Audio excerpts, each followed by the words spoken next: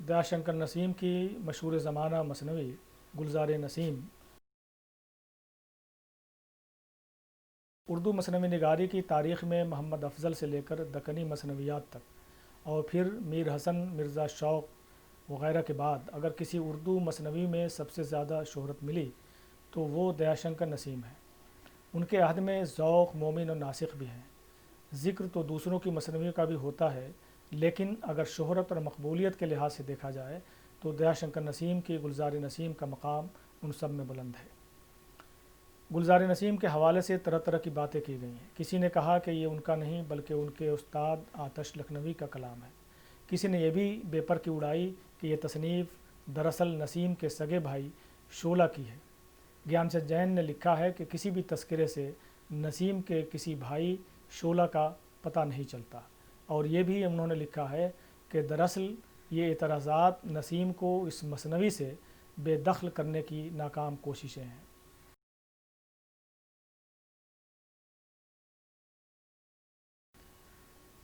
दयाशंकर नसीम उर्दू मसनवी निगारी का एक अहम नाम है।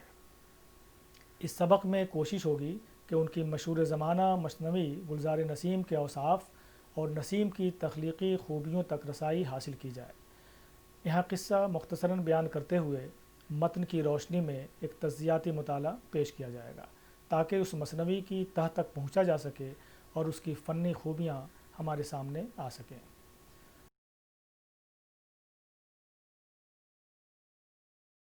मसनवी गुलज़ार नसीम में नसीम ने ख़ुद इस बात की तरफ इशारा कर दिया है कि उन्होंने मसनवी लिखते वक्त अपने सामने निहाल चंद लाहौरी की किताब मज़हब इश्क रखी थी, जो कि फ़ोर्ट विलियम कॉलेज का एक नसरी नमूना तस्लीम किया जाता है। हिस्सा जनाब बारी ताला से 4 मुंतखब शेर मुलाज़ा कीजिए। यारब मेरे ख़ामे को ज़बां दे, मिनक़ारे हज़ार दास्तां दे, अफ़साना गुले बकाउली का, अफ़सू हो बहार आशिकी का, हर चंद सुना गया है उसको, उर्दू की ज़बान में सुखन गो, वो नज़्र है दादे नज़्म दूँ मैं, उस मैं को दुआतशा करूँ मैं। इस गुल बकाउली के क़िस्से को ख़याबान या गुलगश्त मंजूम अज़ रेहान लखनवी और तोहफ़े मजलिस सलातीन और रिफ़त लखनवी की फ़ारसी मसनवी से माखूज़ समझा जाता है। रेहान लखनवी के बहुत से अशार ऐसे हैं जिन्हें गुलज़ार नसीम के अशार के मुकाबिल रख कर देखने से पता चलता है कि नसीम के पेश नज़र मज़कूरा मसनवी ज़रूर रही होगी।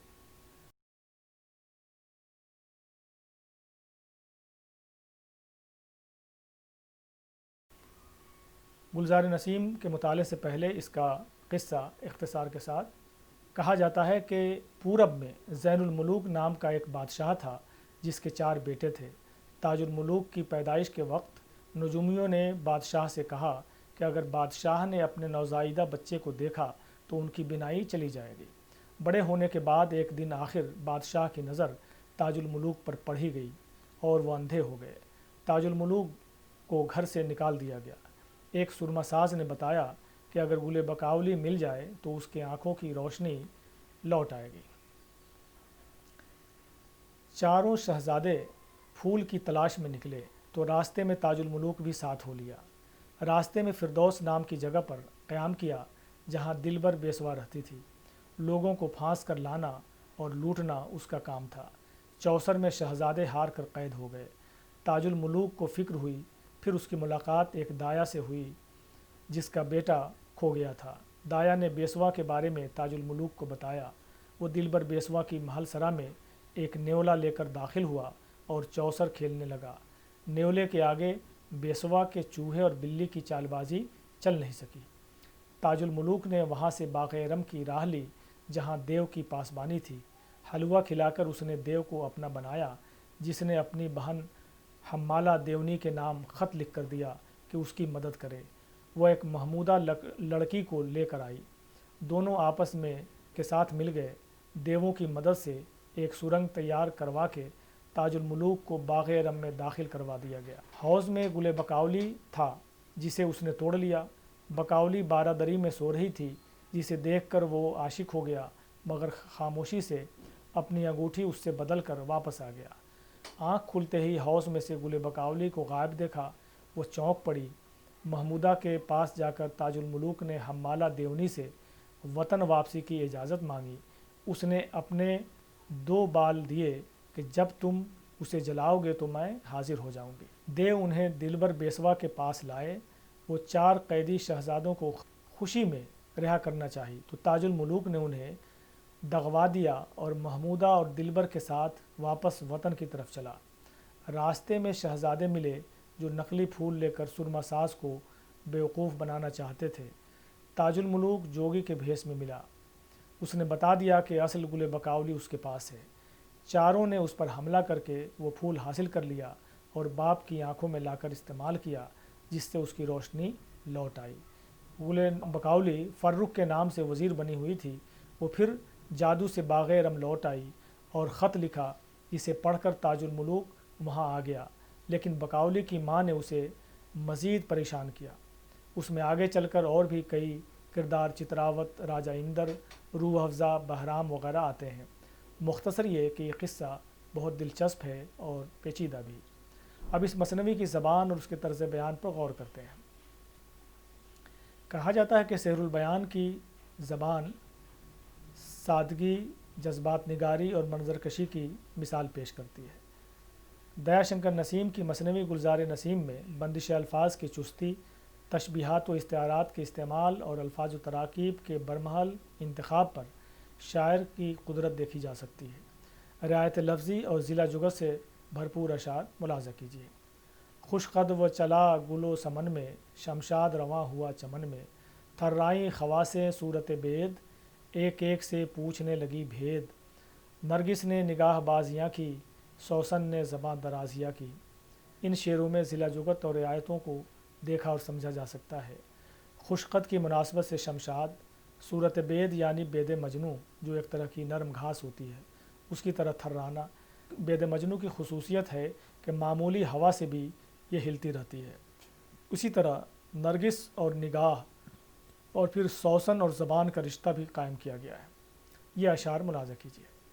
وہ سبز خط جو یاد آئے، جھنجھلا کے کہیں نہ زہر کھائے، کر یاد کہیں چہے زقن کو، کودے نہ کہیں کنویں میں باولی ہو۔ ان اشعار میں بھی مناسبتوں اور رعایتوں کا اہتمام ہے۔ سبز خط زہر کے لیے، چہے زقن یعنی تھوڑی میں جو گڈھا یا گرداب ہوتا ہے اس کی مناسبت سے، دوسرے مصرے میں کنویں اور باولی کا استعمال ہوا ہے۔ یہ نسیم کی تخلیقی قوت اور فنکاری کا کمال ہے۔ صناعی اور شوکت الفاظ کے اہتمام میں نسیم کو دلچسپی ہے۔ الماس کے وہاں تھے جھاڑ فانوس، یا جلوہ فروش تخت طاؤس، وہ ماہ کے تھا سوار شبدیس، تھا پاب رکاب شوق مہمیس، بارانے گلاب و بارش گل، ہو کر بڑھے آگے با تجمل۔ اس طرح پوری کی پوری مثنوی میں زبان و بیان کا اہتمام نظر آتا ہے۔ پروفیسر حکم چند نیر کے بقول اقتباس، گلزار نسیم اردو شاعری کے دبستان لکھنؤ کا اہم ترین زمانہ ہے۔ پنڈت دیا شنکر نسیم کے زمانے میں لکھنؤ کی شائستہ و شستہ سماجی اور ادبی زندگی سر تا سر مرصع کاری اور تکلف سے عبارت تھی۔ جگہ جگہ شعر و سخن کی محفلیں گرم رہتی تھیں اور ان میں ثنائے و بدائے اور دیگر شعری نزاکتوں کے چرچے ہوتے تھے۔ فسانہ عجائب کی شہرت و مقبولیتیں مسجع و مقفع انداز بیان کو ادبی و مجلسی زندگی میں غیر معمولی اہمیت ادا کرتی تھی۔ پنڈت دیا شنکر نسیم نے گلزار نسیم کے ذریعے لکھنؤ کے اس منفرد اسلوب کو معراج کمال تک پہنچایا۔ اقتباس ختم۔ لیکن ایک دوسری اہم خوبی یہ بھی ہے کہ نسیم نے سادہ بیانی اور محاوروں اور روزمروں کی مدد سے بھی خوبصورت اشعار نکالے ہیں۔ ایسے اشعار بھی آپ کو مل جائیں گے جو ضرب الامثال کے زمرے میں آتے ہیں۔ اشعار ملاحظہ کیجیے۔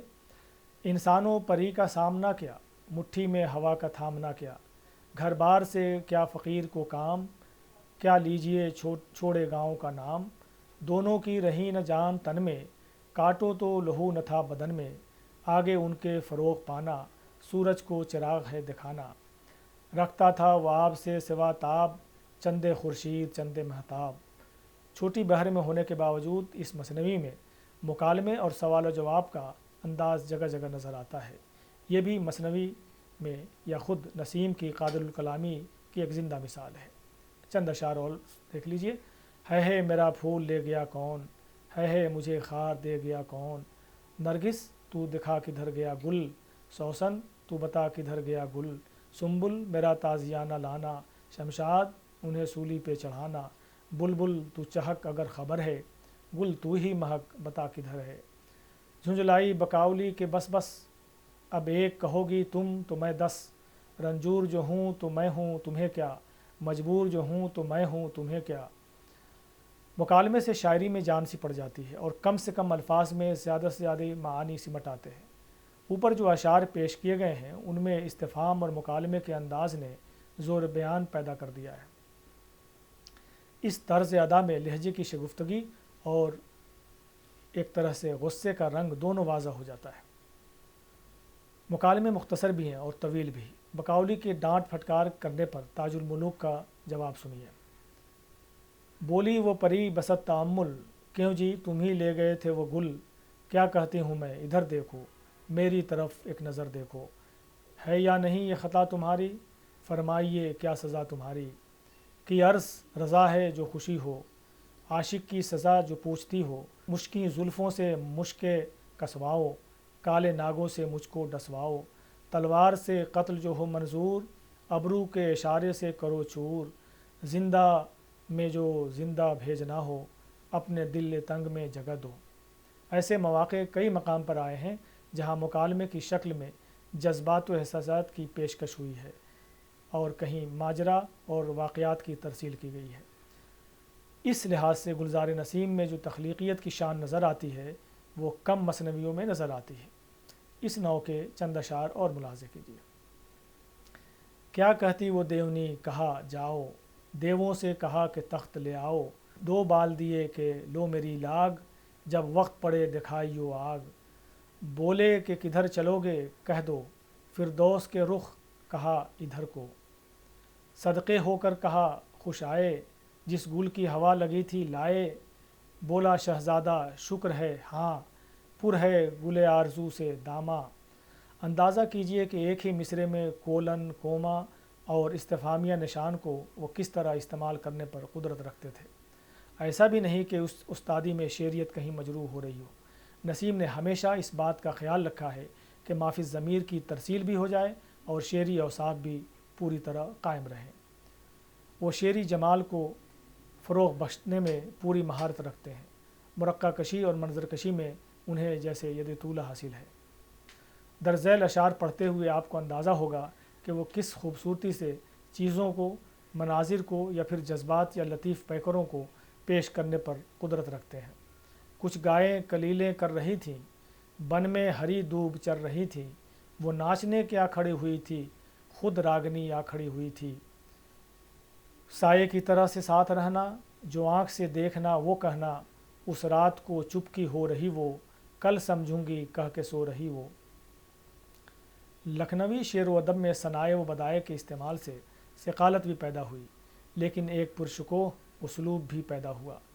اس مثنوی میں بھی رعایتوں، مناسبتوں اور صنائع و بدائع کا استعمال ہوا ہے، لیکن بیان کی سادگی اور صفائی کی مثالیں بھی ملتی ہیں۔ جیسا کہ آپ نے اوپر کے اشعار میں ملاحظہ فرمایا، محض 27 سال کی عمر میں گلزار نسیم کی تخلیق ہوئی اور صرف 34 سال کی عمر میں دیا شنکر نسیم کا انتقال ہو گیا۔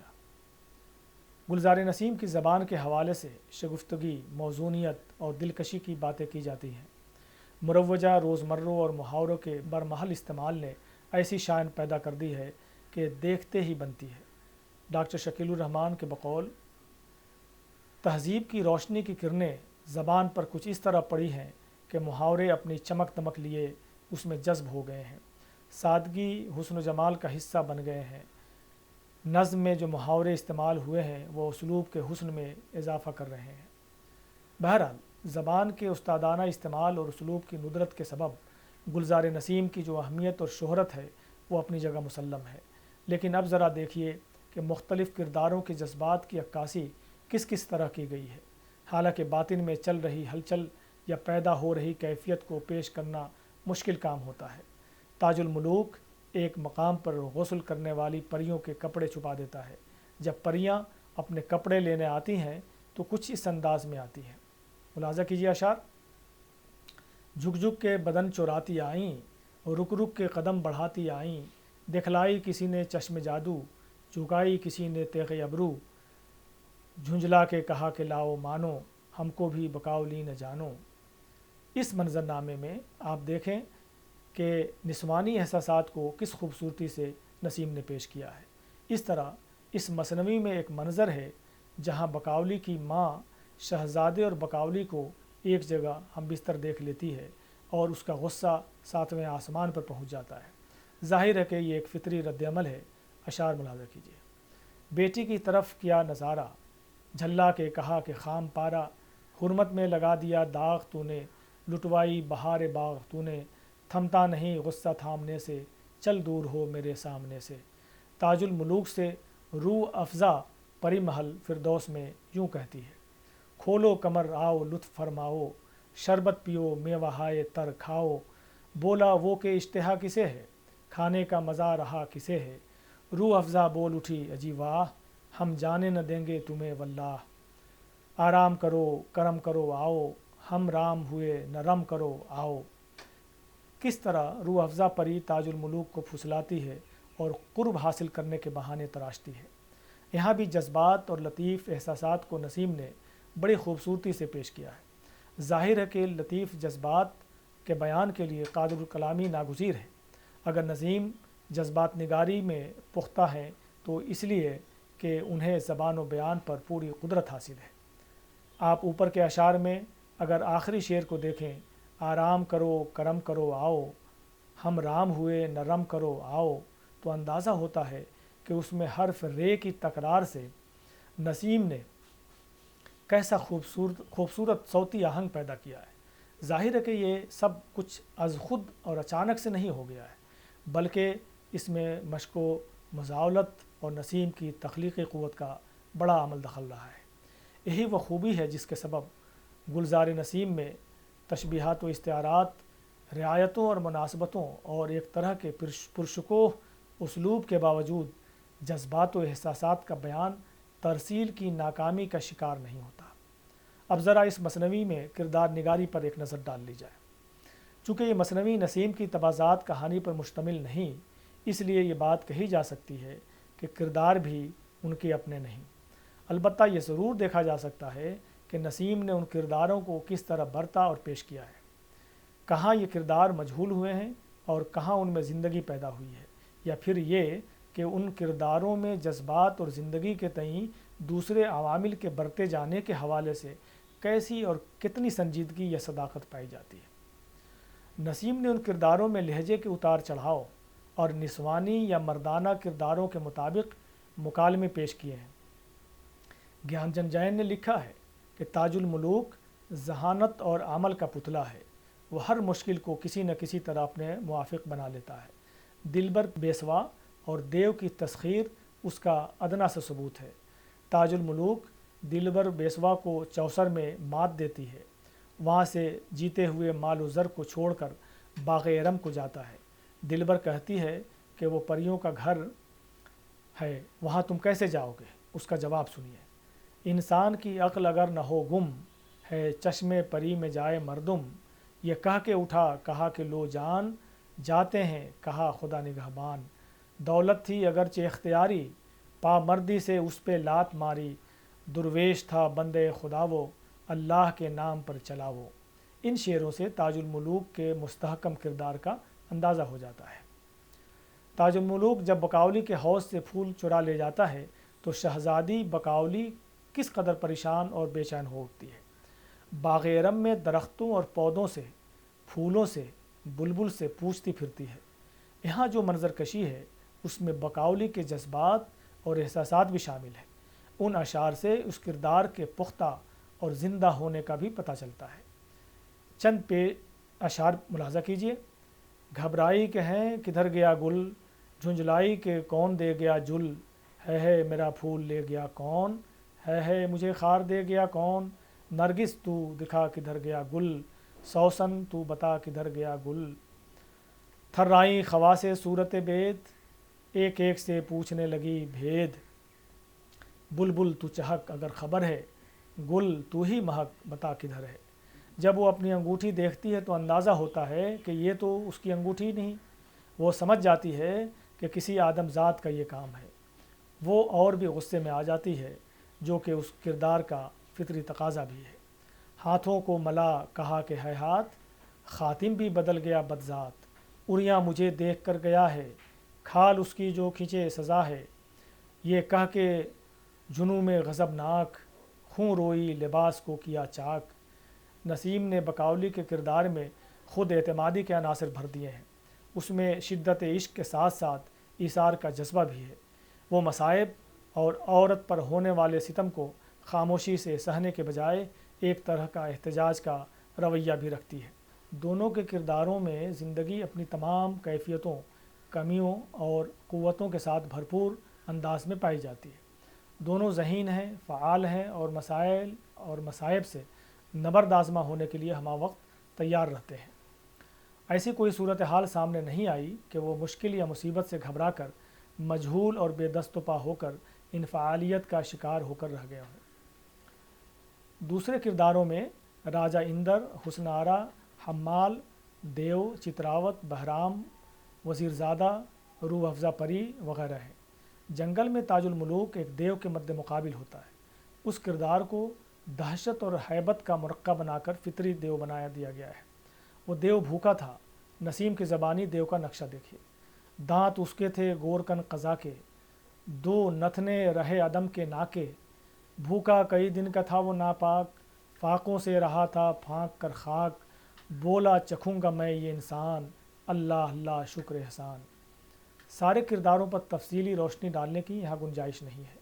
اس حوالے سے اتنی بات کہی جا سکتی ہے کہ دیا شنکر نسیم نے اپنی مثنوی میں اپنی تخلیقی قوت کی مدد سے ایک نئی روح پھونک دی ہے، حالانکہ اس کی بنیاد ایک پرانے قصے پر رکھی گئی ہے۔ اگر نسیم کی قوت تخلیق کمزور ہوتی تو شاید ایک قصہ پارینہ اس قدر مرکز نگاہ نہ بن پاتا۔ کرداروں کے جذبات کا بیان ہو یا ان کے چہروں اور بشروں کا، ان کے طرز حیات کا ذکر ہو یا ان کے نجی عشقیہ احساسات کا، نسیم نے ہر جگہ تخلیقی ہنرمندی سے کام لے کر اس مثنوی میں ایک نیا جوش اور شعریت کا رنگ بھر دیا ہے۔ کردار نگاری اور زبان و اسلوب کے ساتھ ساتھ نسیم نے اپنی اس مثنوی میں مختلف بھاؤں کو بھی برتا ہے۔ جب نسیم اس مثنوی میں شدید محبت اور جنسی جذبے کا ذکر کرتے ہیں تو اسے رتی بھاؤ کے زمرے میں رکھا جاتا ہے۔ فن پارے سے چند اشعار ملاحظہ کیجیے جن سے اندازہ ہو جائے گا کہ رتی بھاؤ سے کیا مراد ہے۔ کرتی تھی جو بھوک پیاس بس میں، آنسو پیتی تھی کھا کے قسمیں، آنے لگے بیٹھے بیٹھے چکر، فانوس خیال بن گیا گھر، رحم اپنی جوانی پر ذرا کر، منہ دیکھ تو آئینہ منگا کر۔ اس کے علاوہ خوف، غم، مسرت، حیرت جیسے بھاؤں کے بہت سے رنگ اس مثنوی میں نظر آتے ہیں۔ چند شعر اور: گھبرائی کہ ہیں کدھر گیا گل، جھنجھلائی کہ کون دے گیا جل، ہے میرا پھول لے گیا کون، ہے مجھے خار دے گیا کون۔ ایسی شاعری میں جذبے کی پیشکش میں محاکاتی رنگ ابھر آئے تو فن پارہ مزید دلکش اور معنی افزا ہو جاتا ہے، واقعہ بھی مصور ہو کر سامنے آ جاتا ہے۔ اشعار ملاحظہ کیجیے: واں زلف نے کھائے پیچ در پیچ، ترا کلغی پہ یاں تھا سر پیچ، آنچل ہوئے واں حجاب عارض، صحرا ہوا یاں نقاب عارض۔ چتون کو ملا کے رہ گئی ایک، ہونٹوں کو ہلا کے رہ گئی ایک، وہ ناچنے کیا کھڑی ہوئی تھی، خود راگنی آ کھڑی ہوئی تھی، چلتی تو زمیں پہ سرو گڑتے، باتیں کرتی تو پھول جھڑتے۔ شاعری میں تہذیبی ثقافتی عناصر کی کارفرمائی ضرور ہوتی ہے۔ جیسا کہ آپ کو معلوم ہے ان مثنویوں کے مصنفین ہندوستانی ہیں اور بیشتر مثنویوں کے پس منظر اور زمینیں ایرانی یا عجمی ہیں۔ اس مثنوی گلزار نسیم میں بھی ما فوق الفطری کردار اور ایرانی قصے کے باوجود ہندوستانی عناصر کی موجودگی اس بات پر دلالت کرتی ہے کہ شاعر اپنی طبیعت اور ذہنی ساخت کے مطابق اشیاء اور تناظر میں ہم آہنگی پیدا کر لیتے ہیں۔ گلزار نسیم کی فضا بندی کو دیکھتے ہوئے پروفیسر گوپی چند نارنگ لکھتے ہیں، ان میں اسلامی داستانوں اور ہندی لوک کہانیوں کے عناصر ساتھ ساتھ جلوہ گر نظر آتے ہیں۔ ان کے بعض حصوں میں امیر حمزہ، الف لیلہ، یعقوب و یوسف اور بوستان خیال سے ملتے جلتے واقعات پائے جاتے ہیں، تو کچھ حصے مہابھارتی قصے کہانیوں، راجہ اندر سے متعلق مشہور لوک کتھاؤں، پنچ تنتر، شک سپستی اور بیتال پچیسی سے ماخوذ ہیں۔ دولہے کو سہرا باندھنا، سر پر چتر باندھنا، پھولوں کا ہار، پان کے بیڑے کا استعمال، ٹونا گانا، ہریالے بننے کا شور، چکنی ڈلی اور الائچی، راگ راگنی جیسے الفاظ و تراکیب سے ایک طرح کی ہندوستانی فضا مرتب ہوتی ہے۔ نسیم نے حمد باری بھی پیش کی ہے اور جیوتش کا ذکر بھی کیا ہے، جس سے ملی جلی تہذیب اور ہندوستانی عناصر صاف طور پر سامنے آ جاتے ہیں۔ ہر شاخ میں ہے شگوفہ کاری، ثمرہ ہے قلم کا حمد باری، سیاروں سے کر کے استخارہ، اس برج کے رخ و مہ سدھارا، جو کے تواضعات ہیں عام، لے آئے خواص نازک اندام، چکنی ڈلی عطر الائچی پان، نقل و مے و جام و خوان الوان، وہ ناچنے کیا کھڑی ہوئی تھی، خود راگنی آ کھڑی ہوئی تھی۔ اندازہ ہوتا ہے کہ نسیم نے ہندوستانی اور ایرانی تہذیبی عناصر کے امتزاج سے نیا پس منظر خلق کیا ہے، جس میں یہ کہانی پروان چڑھی ہے۔ خلاصہ کلام، آپ نے پورا سبق پڑھا اور سنا، اختصار کے ساتھ اس مثنوی کا قصہ بھی آپ نے ملاحظہ کیا۔ دیا شنکر نسیم اردو مثنوی نگاری کا ایک اہم نام ہے۔ مثنوی گلزار نسیم میں نسیم نے خود اس بات کی طرف اشارہ کیا ہے کہ انہوں نے مثنوی لکھتے وقت اپنے سامنے نہال چند لاہوری کی مذہبی عشق رکھی تھی، جو کہ فورٹ ولیم کالج کا ایک نثری نمونہ پیش کرتی ہے۔ کہا جاتا ہے کہ سحر البیان بیان کی سادگی، جذبات نگاری اور منظر کشی کی مثال پیش کرتی ہے، تو دیا شنکر نسیم کی مثنوی گلزار نسیم میں بندش الفاظ کی چستی، تشبیہات و استعارات کے استعمال اور الفاظ و تراکیب کے برمحل انتخاب پر شاعر کی قدرت دیکھی جا سکتی ہے۔ لیکن ایک دوسری اہم خوبی یہ بھی ہے کہ نسیم نے سادہ بیانی اور محاوروں اور روزمروں کی مدد سے بھی خوبصورت اشعار نکالے ہیں۔ ایسے اشعار بھی آپ کو مل جائیں گے جو ضرب الامثال کے زمرے میں آتے ہیں۔